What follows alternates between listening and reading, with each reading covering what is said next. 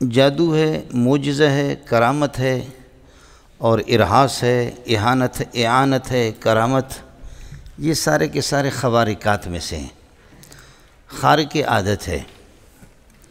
البتہ جادو اور سحر میں یہ ہوتا ہے کہ ترتب الامور الغریبۃ علی الاسباب الخفیۃ بدون استمداد من اللہ، ترتب الامور الغریبۃ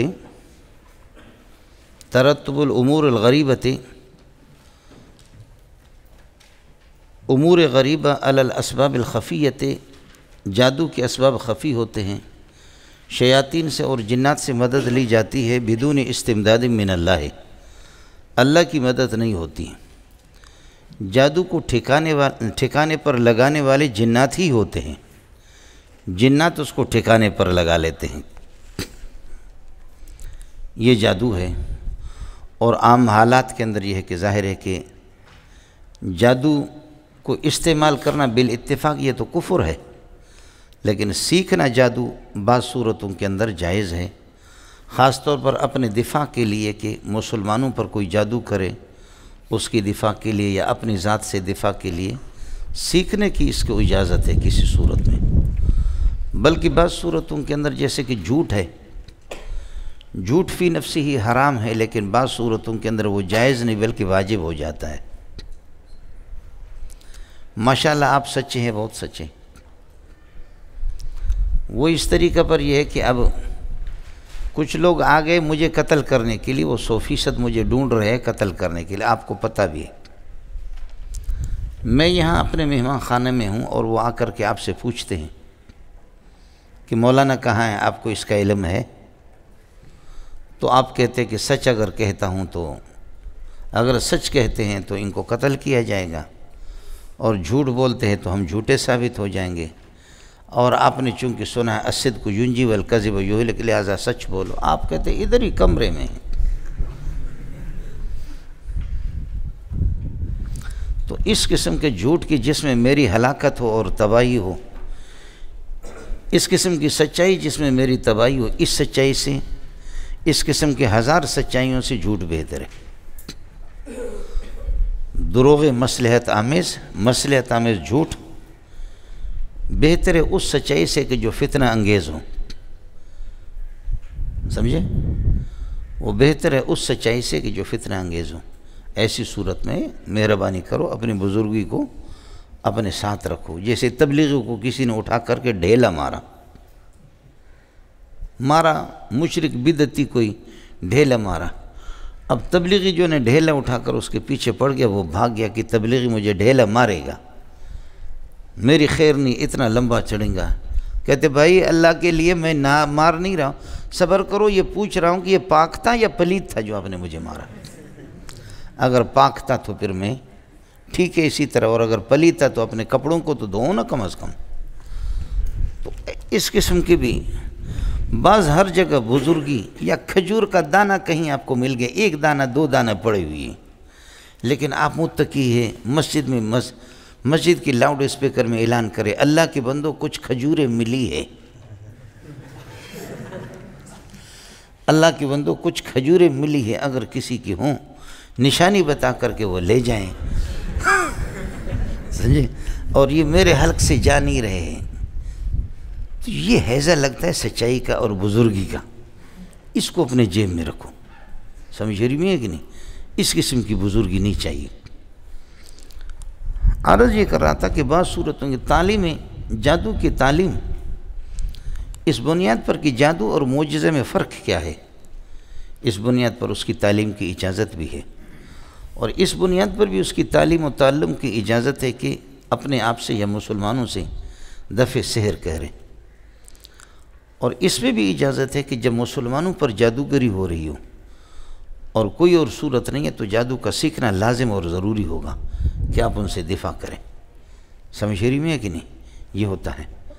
اور یہ بھی سمجھے کہ بعض صورتوں کے اندر کہ مسحور جادو شدہ جس پر جادو ہو گیا ہے اس کا علاج کوئی نہیں، علماء کے پاس نہیں ہے، عاملین کے پاس نہیں ہے۔ مسحور جادو جس پر ہو چکا ہے اس کو اب کسی جادوگر سے آپ علاج کرا سکتے ہیں شرعاً، جبکہ کوئی متبادل اس کا نہیں ہے۔ یہ اس موقع پر ہماری کمزوریاں ہو ہے کہ اللہ کے ساتھ ہمارا تعلق مضبوط نہیں ہے، جب نہیں ہے تو ظاہر ہے کہ جادو تو اپنا اثر تو دکھائے گا۔ پرانے اکابرین پر یہ جادو وغیرہ اس کا کوئی اثر نہیں ہوتا تھا، لیکن اب یہ ہے کہ ہم لوگ چونکہ عملیات کے اندر اور معمولات کے اندر بہت کمزور ہے، اللہ کے ساتھ ہمارا تعلق نہیں ہے۔ بہرحال میں نے عرض کیا کہ السحر هو ترتب الامور الغریبۃ علی الاسباب الخفیۃ بدون استمداد من اللہ سے مدد نہیں لی جاتی ہے، بلکہ وہ امور خفیہ غریبہ ہوتے ہیں، اسباب خفیہ، ان پر سحر کی بنیاد ہوتی ہے۔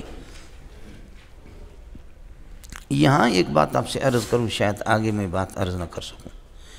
اس موقع پر حضرت اقدس امام جساس رحمۃ اللہ علیہ نے لکھا ہے کہ رسول پاک پر جادو نہیں ہوا ہے، اور یہ جو لوگ کہہ رہے کہ جادو ہوا، معوذتین آ گیا، آپ نے یہ کیا، یہ سب جھوٹ ہے، اور آپ پر جادو نہیں ہوا۔ اور یہ بخاری کی جتنی بھی روایتیں اس قسم کی، یہ روایتیں موضوع ہے۔ سبحان اللہ، ضعیف بھی نہیں کہا بلکہ موضوع کہا۔ موضوع کیوں ہے؟ اس بنیاد پر وہ کہتے ہیں کہ کافر بھی کہتے ہیں ان تتبعون الا رجلا مسحورا، تم لوگ پیروی کرتے ہوئے ایک ایسی شخصیت کی جس پر جادو ہو گیا، جادو سے عاصب زدہ ہے۔ تو کافر بھی نبی کو کہتے مسحور، اور ہم لوگ مسلمان بھی کہہ دے کہ ہمارے نبی پر سحر ہو گیا، جادو ہو گیا، تو پھر مسلمانوں میں اور یہ ہے کہ کافروں میں کیا فرق ہوگا؟ اعتراض آپ کو سمجھ میں آ گیا؟ اس لیے کہ قرآن بار بار کہہ رہا ہے ان تتبعون الا رجلا مسحورا، تم لوگ پیروی کرتے ہوئے ایک ایسی شخصیت کی، ایسے انسان کی کہ جس پر جادو ہو چکا ہے۔ تو کافر بھی ہمارے نبی کو مسحور کہہ دیں، اور ہم خود اعتراف کریں کہ ہمارے نبی پر سحر ہو گیا ہے، جادو ہو چکا ہے، تو پھر ہم میں اور کافروں میں کوئی فرق نہیں رہے گا۔ آپ کو مسئلہ سمجھ میں آ گیا؟ لیکن جمہور کی رائے یہ ہے کہ نہیں، جمہور بخاری کی روایتیں بالکل اپنی جگہ پر صحیح ہے، اور معوذتین کا نزول تواتر کے ساتھ اللہ آپ کا بھلا کرے اسی سلسلے میں ہوا ہے۔ اب ہم میں اور کافروں میں فرق کیا ہے؟ تو فرق سمجھو، نبی پر جادو ہوا جنگ میں، اور میدان جنگ میں نبی کا دانت شہید ہو سکتا ہے، یہ نبوت کے منافی نہیں ہے۔ نبی کو بخار ہوتا ہے، نبی کو سردی لگتی ہے، یہ نبوت کے منافی نہیں ہے، اور نبی پریشان ہوتا ہے، یہ نبوت کے منافی نہیں ہے۔ تو جادو کی جس سے آپ کے جسم مبارک پر اثر ہو، یہ نبوت کے منافی نہیں ہے۔ مسئلہ رہ گیا کہ جی نبی کو وہ بھی مسحور کہتے، کافر آپ بھی مسحور کہتے ہیں، تو کافروں کے نظریے میں اور آپ کے نظریے میں کوئی فرق نہیں ہوگا؟ تو بہت فرق ہے۔ کافر نبی کو مسحور کہتے تھے بمعنی مسلوب العقل، مجنون کی معنی میں لیتے۔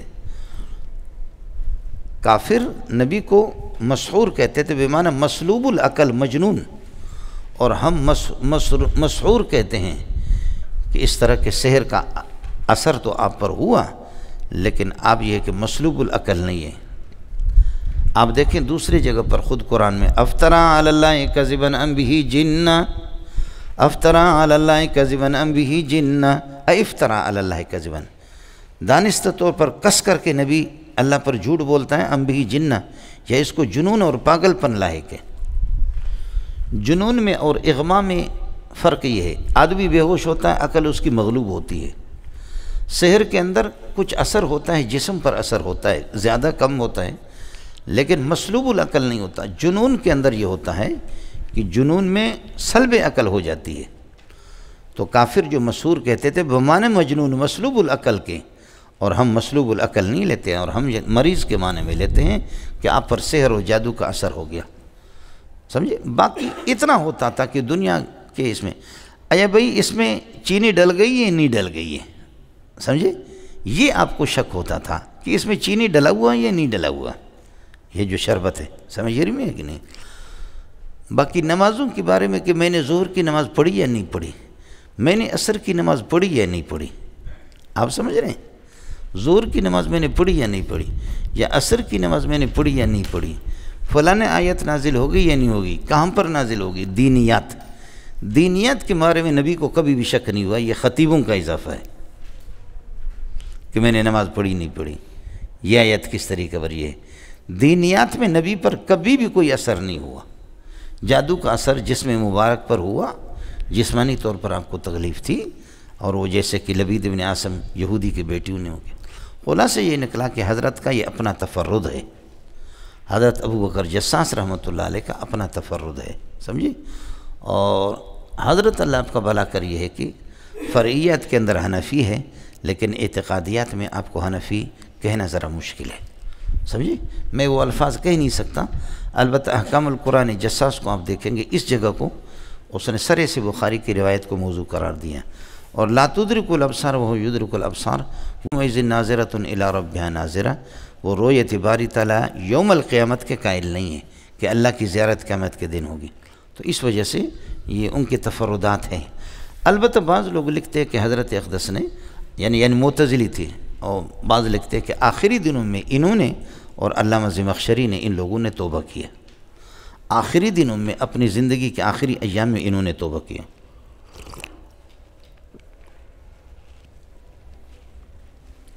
یہ ہوتا رہتا دنیا میں، سمجھے۔ شیخ الاسلام ابن تیمیہ کو میں بہت گالیاں دیتا تھا، ہمارے اساتذہ بھی چھوٹے چھوٹے وہ بھی ہوتے تھے ماشاءاللہ، وہ بھی ہمیں سکھاتے تھے تو ہم کس کر کے حضرت کو گالیاں دیتے۔ میں دبئی اور باہر ملکوں میں ایک دو مرتبہ اسی موضوع پر شیخ الاسلام کے بہت سے مسائل پر مناظرے کے لیے گیا، میرے ساتھ حضرت اقدس تھے، اشرف المدارس کے شیخ الحدیث مولانا عبدالرشید صاحب دامت برکاتہم اللہ علیہ، تو ایک انسانی حد تک میں نے حضرت کی کتابیں بہت چھان بین کی، انسانی حد تک بہت پڑھا، رات دن کر کے پڑھا، تو حضرت اقدس کی کتابوں میں ایسی چیز نہیں ملی کہ جس کے بنیاد پر اس کی تذلیل اور تفسیق کی جائے۔ اب جب کہ وہ لاکھوں کی تعداد میں، ہزاروں کی تعداد میں میری سیڈیاں بھی شائع ہو گئی کہ میں شیخ الاسلام کو گالیاں دے رہا تھا، سمجھ رہی ہیں کہ نہیں۔ ہمارے ایک دادا استاد عبداللہ الحرری، جو اس وقت 110 سال 115 سال کی عمر ہے، لیکن ابھی تک شادیاں کر رہا، سمجھے بھائی جان، وہ اب تک ٹھیٹ ہے، تو ہے شافی ہے لیکن بہت سخت آدمی ہے۔ صریح البیان فی من خالف القرآن، 700 صفحات کی تقریباً ابن تیمیہ کے کفر پر اس نے لکھا ہے۔